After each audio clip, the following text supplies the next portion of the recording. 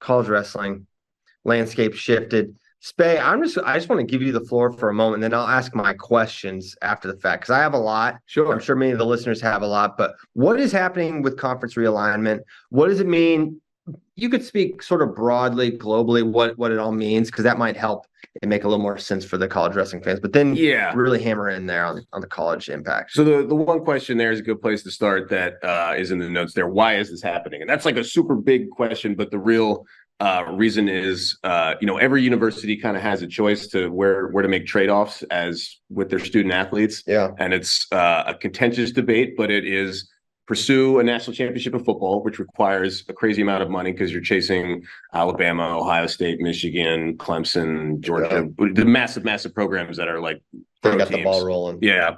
Or you can de-emphasize sports, and the Ivy Leagues did this a long time ago. A lot of D3 schools pulled back. It's kind of like an ongoing thing, and most teams have already made up their mind now. Now it's like, okay, once the teams that are all in, all the D1 football teams, and you can still obviously have athletics and not be in the mix for a D1 national championship.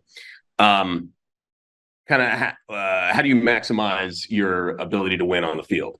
And one of those huge components is money from media contracts, big TV contracts. And that's this huge, side game that's going on. Is the Big Ten just recently did a huge deal.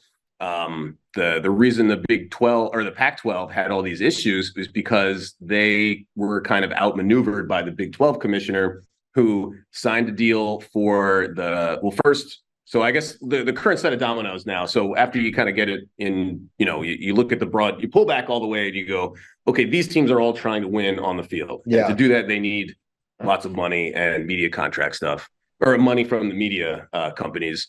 And so how do they do that? They form conferences and then they sell those rights. And the Pac-12 or the Texas and Oklahoma left the Big 12, and they were founding members of the Southwest Conference that merged, and the whole conference thing has been going on for decades and decades. So this is all the Longhorn Network in Texas's fault, correct? Yes, that's a whole other tangent. If you want to go to the original, what caused the current thing now, you can trace it back to that's the Franz Ferdinand of World War I. This is the Longhorn Network showing up, really started to unravel a lot of old alliances, traditions, and stuff like that. And I know it's all our fault because we now live in Austin. We all got that Franz Ferdinand reference, right? We're all aware. Yeah.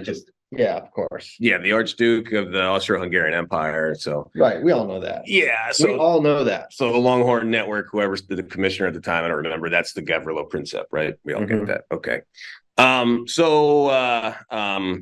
So what really precipitated the most recent round of stuff was Big 12 lost to Oklahoma and Texas. So it was almost like a death blow. Everybody was saying okay, does the Big 12 survive? What are they going to do? Well, they went out and got 4 new teams immediately. And I don't know if I remember them off the top of my head, but it was Central Florida, Cincinnati. They got them from Conference USA. I'll look that up. That was not after Texas and Oklahoma. Or then there was 4 others. Recent. Okay. Last year. Whatever the most recent one was. This is, that's when then we got West Virginia. No. Well, no. West Virginia's been in the Big 12 for a long time. I'm saying who are the 4 most recent ones that they got? After Texas and Oklahoma left, the teams they added is what he's talking about. Yeah, which I think is Central Florida, Cincinnati, Houston. Yes. Anyway, Utah.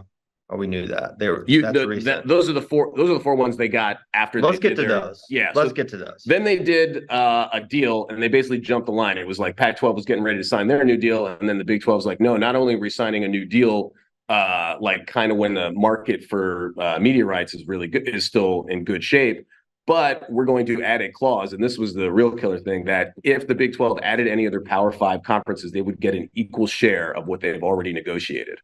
So the Big Ten just added 2 new teams, Oregon and Washington, but they're coming in at a lower media revenue share because it's they don't really have any options. So the Big Ten is just bring them in whenever they are.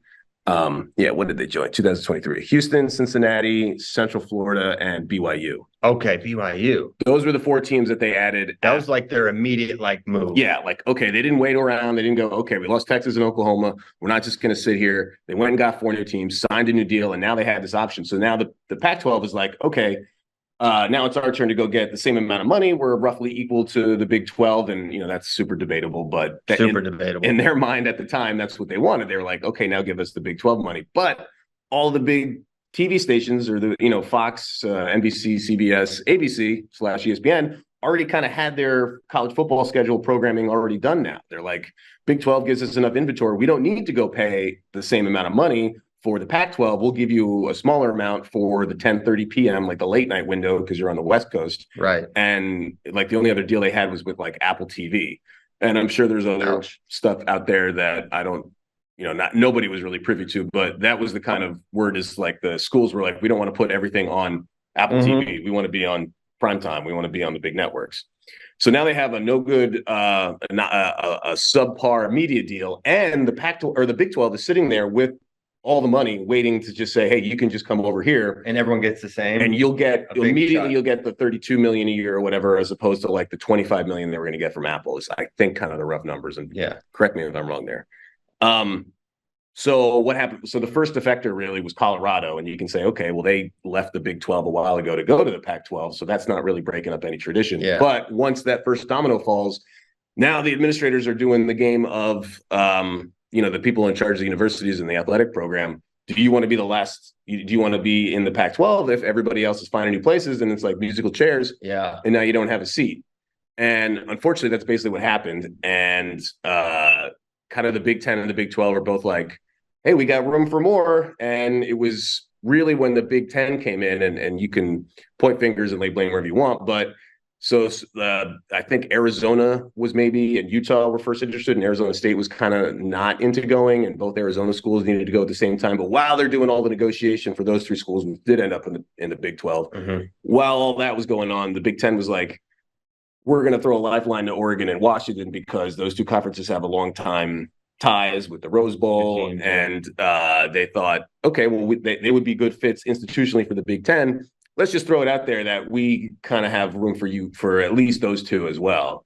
And then that probably put the idea that, okay, we better do this deal now with the Big 12. And so that took the four corner schools, as they call them, because of the states that make the four corners. Right. So Colorado's already there. Utah joins BYU, so they kind of locked down that state with the big programs. And then Arizona and Arizona State both went. And so that kind of meant that Washington and Oregon were like, all right, we better do this deal with the Big 10. But they were first. So it was all happening, I think, like being negotiated simultaneously. But yes, Washington and Oregon were like, all right, we're going to do this, since these guys are probably leaving. What is their media deal with the Big 10? Like, what makes it enticing? So the Big 10 was like, okay, we're going to get between 80 and 100 million a year, depending on how certain clauses work or whatever. Which is, each school gets 80 to 100 million a year. Yeah, just so it's way more than Big 12. Yes. Oh, wow. Big 12 is around 31, 32 or something. And I think the SEC might be like 60 or to 80. They're close to Big 10, depending. Like if you make the playoffs, you get more money. All your ticket sales are your own, merchandise, stuff like that. And there's other stuff, I think. Anyway, like lower tier, but that's getting way to the weeds. I don't even know the answer there. You live in the weeds, bro. I like the weeds. Sometimes it's fun to lay down in the weeds. And then and then so the Big 10 gets all that. So what they did is they said, this is what happened when Rutgers and Maryland joined as well. We're not going to give you the full amount, because you would be getting, if you stayed in the Pac-12 and you signed the best deal that you thought you could get, which they didn't get, or if you joined the Big 12, you'd be getting around 30 something. That's what we'll start you at, and then slowly bring you in, like have escalators, so that by the time the Big 10 ends their next media deal, then they'll be full members. So they're not, okay, got it. So they are not coming in at the normal, like what Penn State and Iowa are getting. Correct. Those members. Yeah. Okay. But still way better than the deal that was on the table for many other conferences. Yeah. The only way they would have been able to get the same is if they went to the Big 12. And if the Big 12 offered, I mean, you have to get invited, and then you have to get the acceptance from everybody that has stakes in the university. Okay. So those two, so that's Oregon and Washington. They're in the Big 10 now. Yeah. Arizona and Arizona State are in the Big 12. Along with Utah. So what is next?